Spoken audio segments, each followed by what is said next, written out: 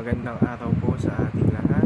Magandang araw po lalong-lalo na sa ating Panginoon. Ako nga po pala si John Rob Medina at ngayong araw po ay samahan ninyo akong pag-aralan at unawain ng mga salita ng ating Panginoon. Pero bago po tayo magsimula, nais ko lamang po kayong i-welcome sa ating ginagawang daily devotion. Naway ang mga pinag-aaralan nating mga salita ng ating Panginoon ay isa sa buhay at nagagawa natin sa pang-araw-araw na ating pamumuhay. Ngayong araw po, November 1, 2024, araw na Biyernes. Ang title po ng ating devotion ay The Glory of God in Mission.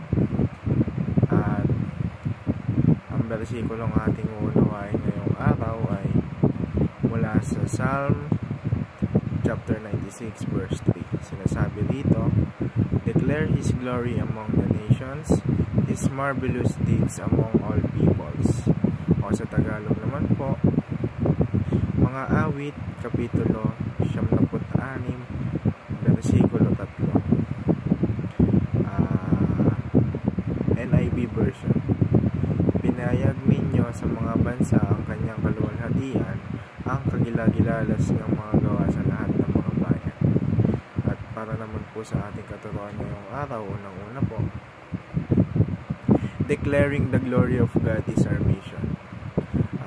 Bago po umakyat sa langit ang ating Panginoon, ang mission ng ating Panginoong Jesucristo dito sa lupa ay ipalaganap ang kanyang mga salita, ang mga salita ng kanyang Ama, ang makipag-fellowship, ginagawa na yan ng ating Panginoon. Ang pagdi-devotion, ginagawa na yan ng ating Panginoon.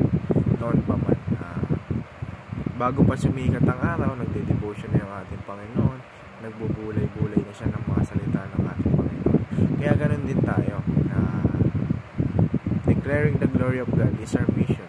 Mission natin sa mundo na palaganapin yung gospel, yung mga salita ng ating Panginoon, yung mayamang biyaya ng ating Panginoon.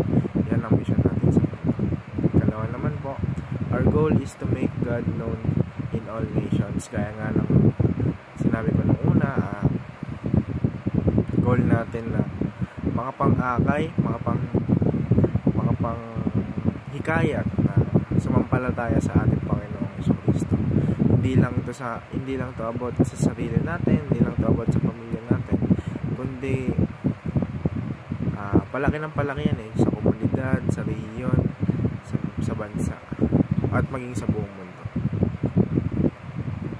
At sa ikatlo naman po, the gospel makes God famous.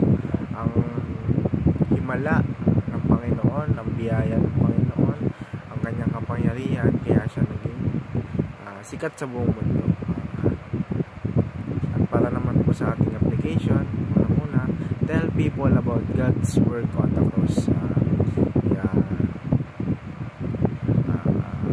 Ibahagi natin sa tao yung finished work ng ating Panginoong Jesucristo, na ito nga yung pagtubos niya sa ating mga kasalanan sa pamamagitan ng krus ng Kalbaryo. Doon siya pinahirapan, doon siya pinagpakasakit, doon siya namatay, at pagkatapos ng 3 araw muling nabuhay at naluklok sa kanan ng Ama. Umahagi natin sa tao na we are saved. Ligtas na tayo ng ating Panginoon. Tinubos niya na yung parusang dapat tayo yung tatanggap, parusa at galit ng ating Diyos sa mga makapangyarihan sa lahat. So ikalawa naman po, make it our mission to make God famous. Sabi na po yan kanina, yung mission natin, palaganapin ang gospel, palaganapin ang mga salita ng ating Panginoon. At sa uli naman po, declare the glory of God today. I-declare na natin, kasi yung ginagawa ko ngayon, super blessed ako na binibigyan ako ng Panginoon ng panibagong araw upang puri at magpasalamat sa kanyang mga biyaya. Glory to God. Papasalamat po ako sa ating Panginoon. At ito naman po, na may natutunan po kayo sa ating maikling devotion ngayong araw. May sa buhay po natin ito at magawa sa pang-araw-araw natin pamumuhay. Yun lamang po. Muli, ako po si John Robin Medina. Maraming salamat.